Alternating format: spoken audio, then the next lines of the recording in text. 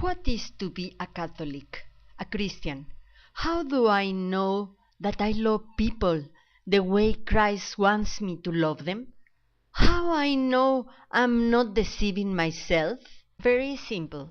There are three qualities that we must have to be able to love: a pure heart, a good conscience, and a sincere faith. If we do not have a pure heart, neither we can have the other two, and our love is not love. It's just an expression of the language, or an impulse of the passions, or a word without meaning.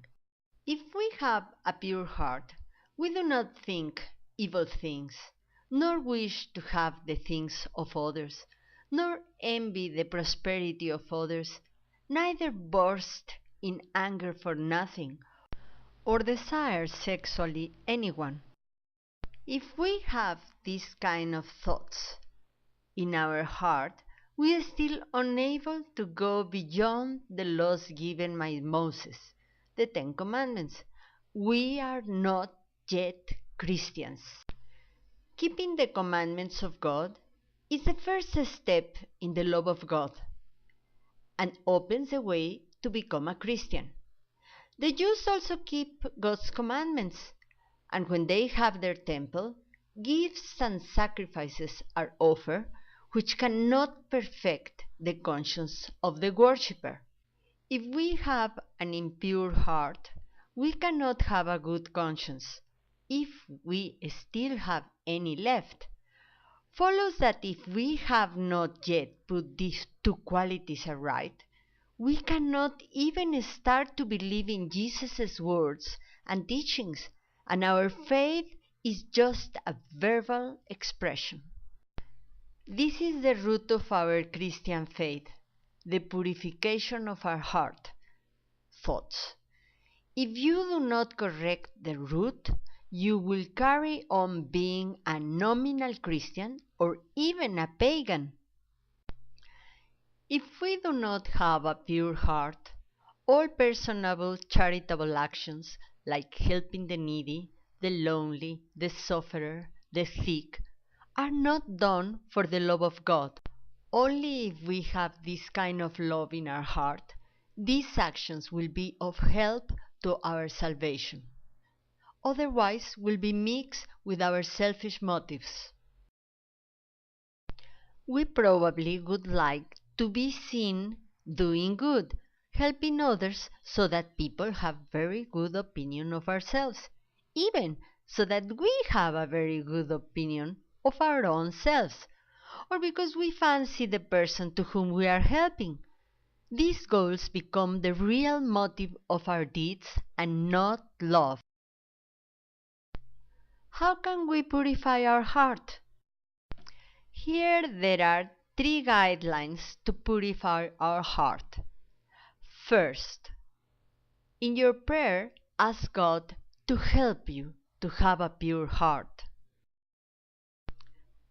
Second, He will grant you a conscience to tell you when you are sinning in your heart. Take notice of it. Change what you have done wrong.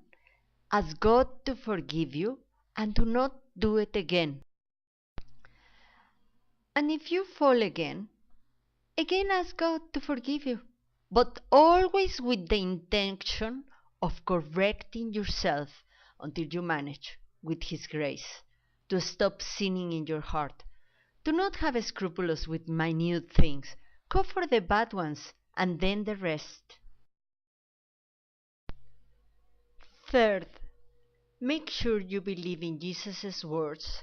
Do not desire sexually anyone in your heart, or do not get angry without a reason, the only reason being when we are faced with immorality. And never hate anyone, never, and always forgive when you are asked for.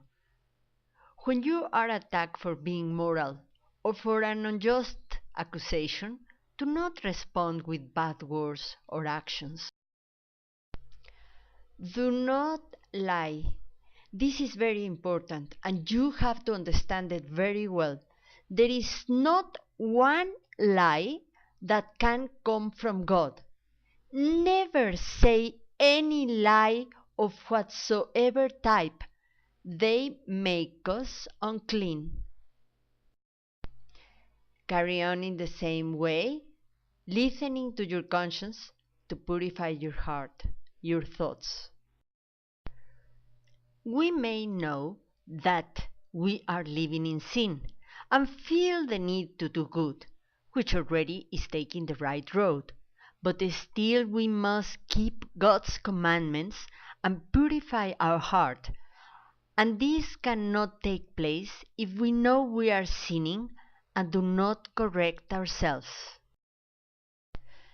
May God give us the love to keep His commandments, to start with the purification of our hearts, and be able to trust and believe all what Jesus has taught us.